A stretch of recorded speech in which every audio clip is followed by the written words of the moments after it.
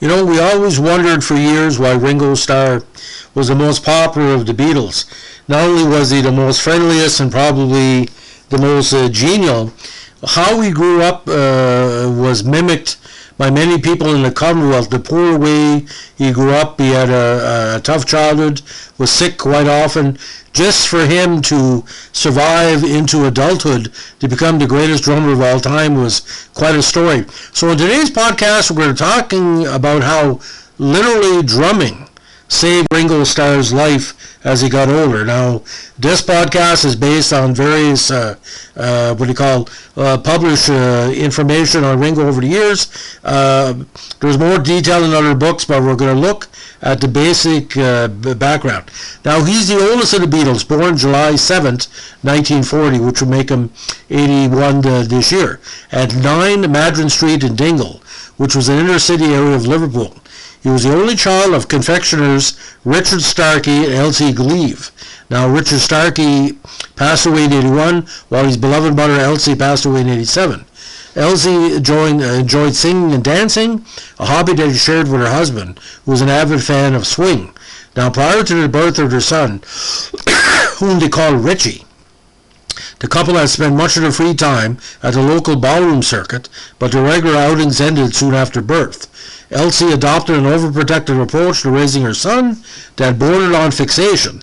Subsequently, Big Richie, as Starkey's father became known, lost interest in his family, choosing instead to spend long hours drinking and dancing in pubs, sometimes for several consecutive days, or as we say in Canada, a spree.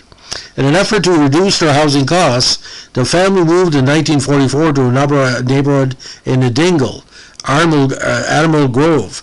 Soon afterwards, his parents separated and he divorced within the year.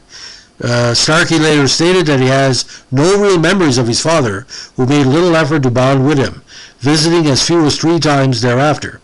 Now, Elsie found it difficult to survive on her ex-husband's support payments of 30 shillings a week, so she took on several menial jobs, cleaning houses before securing a position as a barmaid, an occupation that she held for 12 years. Now, by the age of 6, Starkey's physical condition complaints started. He developed a very bad case of appendicitis, and following a routine appendectomy, he contracted peritonitis, causing him to fall into a coma that lasted several days. His recovery spanned 12 months, which he spent away from his family at the Liverpool Myrtle Street Children's Hospital. Upon his discharge in May 48, his mother allowed him to stay home, causing him to miss school. At the age of 8, he remained illiterate with a poor grasp of math. His lack of education contributed to a feeling of alienation at school, which resulted in his regularly playing truant at Sefton Park. After several years of twice-weekly tutoring from his surrogate sister and neighbor, Mary Maguire Crawford, Starkey had nearly caught up to his peers academically, but at 53, he contracted TB and was admitted to a sanatorium, where he remained for the next 2 years. During the stay, the medical staff made an effort to stimulate motor activity and relieve boredom by encouraging their patients to join the hospital band, leading to his first exposure to a percussion instrument, a makeshift mallet made from a cotton bobbin that he used to strike the cabinets next to his bed. Soon afterwards, he grew increasingly interested in drumming and received a copy of Alan Ainsworth's song Bedtime for Drums as a convalescent gift from Crawford. Starkey commented, "I was in a hospital band. That's where I really started playing. I never wanted anything else from there on. My grandparents gave me a mandolin and a banjo, but I didn't want them. My grandfather gave me a harmonica. We had a piano. Nothing. Only the drums." Now, Starkey attended St. Silas, a Church of England primary school near his house, where his classmates nicknamed him Lazarus, and later Dingle Vale Secondary Modern School, where he showed an aptitude for art and drama, as well as practical subjects including mechanics. As a result of the prolonged hospitalizations, he fell behind his peers scholastically and was ineligible for the 11-plus qualifying exam required for attendance at a grammar school. On 17 April 54, Starkey's mother married Harry Graves at the registry office on Mount Pleasant, Liverpool. He was an ex-Londoner who was moved to Liverpool following the failure of his first marriage. Now, Graves, who was an impassioned fan of big band music and their vocalists, introduced Starkey to recordings by Dinah Shore, Sarah Vaughan, and Billy Daniels. Graves stated that he and Ritchie never had an unpleasant exchange between them.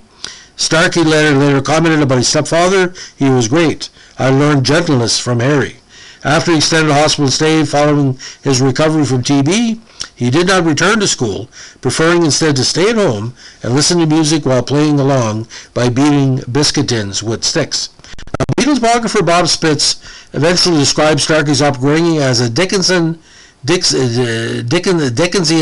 chronicle of misfortune. Houses in the area were poorly ventilated, postage stamp size, patched together by climbing crumbling plaster walls, with a rear door that opened onto an outhouse.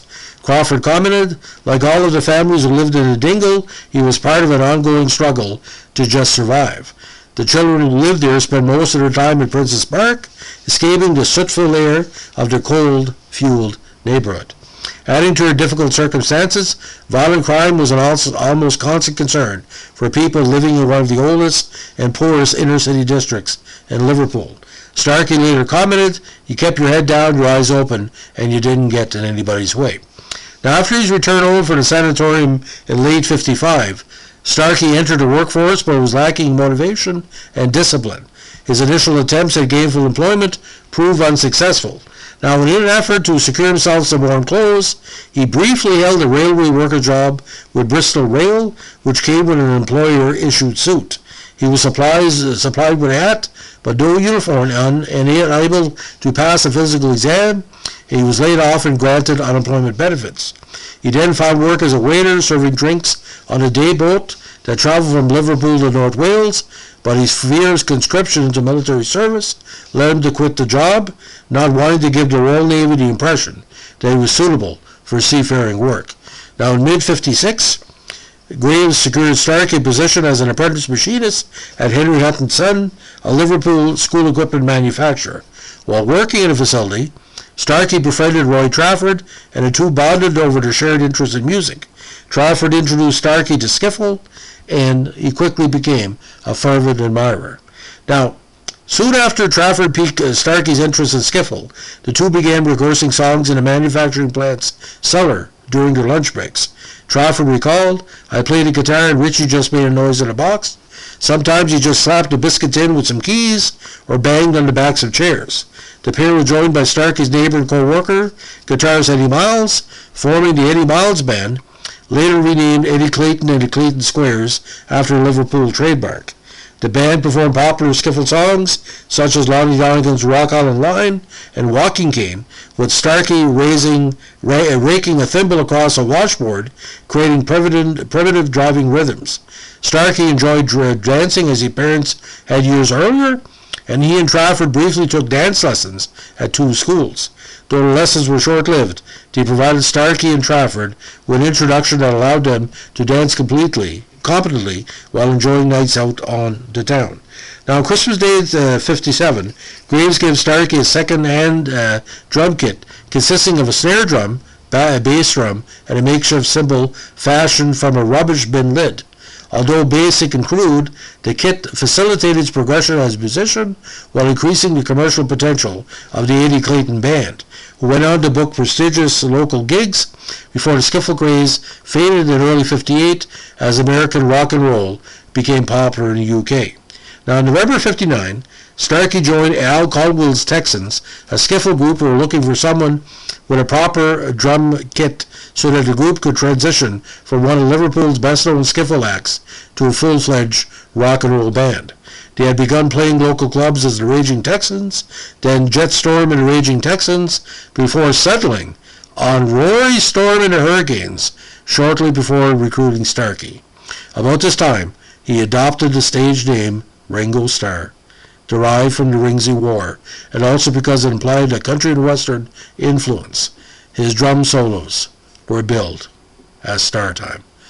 The early years of Ringo Starr, from abject poverty to beating out drum beats on a garbage pail lid, and then becoming part of one of the biggest bands in Liverpool, by early 1960. This was within 5 years of coming from poverty and having trouble at school to literally becoming the most important drummer that the world has ever seen. What a life from zero to hero. And there's a song that he did with the Traveling Wilburys called Nobody's Child, and that song was always a tribute to Ringo's mother. I've escaped poverty in my life. I saw so much poverty before the age of 10 that we were well off in our family, but 99% of my relatives would eat food that had worms in it. They had no indoor plumbing, they had no heat. They would rarely see fresh vegetables in the wintertime. Everything was canned, everything was salted. And I came from that abject poverty to become an award-winning journalist. And I took the example of Ringo Starr.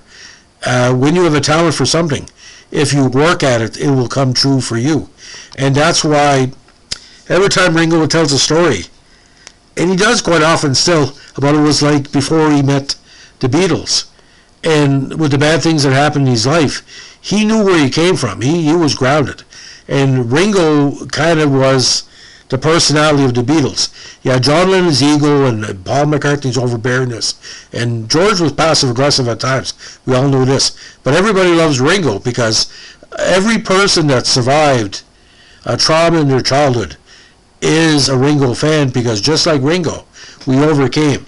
So this podcast is dedicated to everybody that's a fan of Ringo Starr. Thanks for listening. Bye.